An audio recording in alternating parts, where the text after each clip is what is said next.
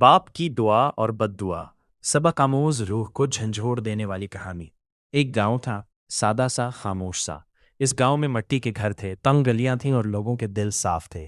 اسی گاؤں میں ایک شخص رہتا تھا جس کا نام حاجی کریم بخش تھا۔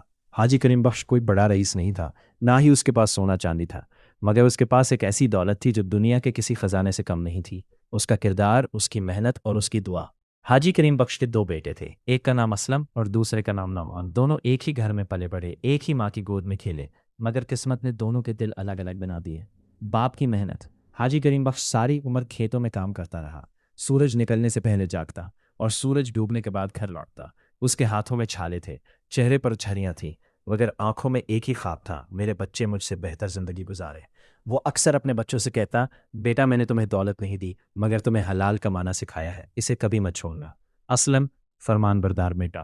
اسلم اپنے باپ کی ہر بات غور سے سنتا۔ وہ باپ کے قدموں میں بیٹھتا، اس کے ہاتھ دباتا اور کہتا: ابا جان، آپ کی محنت رائے گاہ نہیں جائے گی۔ وہ باپ کے ساتھ کھیتوں میں کام بھی کرتا، پڑھائی بھی کرتا اور ماں باپ کی خدمت کو عبادت سمجھتا۔ جب بھی حاجی کریم بخش اسلم کو دیکھتا تو دل ہی دل میں دعا کرتا: یا اللہ، میرے اس بیٹے کو دنیا اور آخرت میں کامیاب کرنا۔ نعمان نافرمان بیٹا۔ نعمان اس کے بالکل الٹ تھا۔ اسے باپ کی محنت بوجھ لگتی تھی۔ وہ کہتا: ساری زندگی یہی مٹی، یہی کھیت، میں اس غربت میں نہیں رہ سکتا۔ وہ شہر جانے کے خواب دیکھتا، جلدی امیر بننا چاہتا اور باپ کی نصیحت کو پرانی سوچ کہتا۔ ایک دن اس نے باپ سے کہا: ابا، مجھے کچھ پیسے دے، میں شہر جا رہا ہوں، یہاں میرا کچھ نہیں۔ حاجی کریم بخش نے آہ بھری، اپنی پونجی نکالی اور کہا: بیٹا، یہ میری زندگی کی جمع پونجی ہے، اسے سوچ سمجھ کر خرچ کرنا۔ مگر نعمان نے باپ کی آنکھوں میں آنکھیں ڈال کر بھی شکر ادا نہ کیا۔ باپ کا ٹوٹتا دل۔ نعمان شہر چلا گیا۔ وقت گزرتا گیا، مہینے پھر سال، نہ کوئی فون، نہ کوئی خط، نہ ماں باپ کی خبر۔ جب کبھی حاجی کریم بخش نعمان کا ذکر کرتے رہتے سنقا تو اس کی آنکھیں نم ہو جاتی۔ وہ راتوں کو جاگ کر دعا کرتا: یا اللہ، میرے بیٹے کو سیدھی راہ دکھا دے۔ مگر ایک دن نعمان گاؤں آیا، نہ سلام، نہ ادب، نہ احترام۔ وہ آیا صرف پیسے مانگنے۔ جب باپ نے نرمی سے کہا: بیٹا، میرے پاس اب کچھ نہیں، تو نعمان غصے میں بول اٹھا: آپ نے میرے لیے کیا ہی کیا ہے؟ ساری عمر مجھے غربت کے سوا کیا دیا؟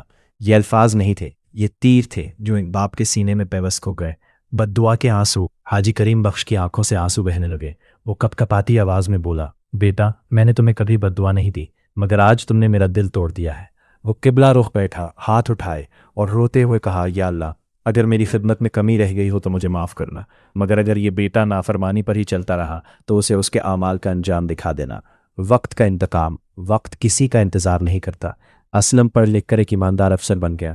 اس نے اپنے والدین کو شہر بلا لیا، عزت دی، سکون دیا۔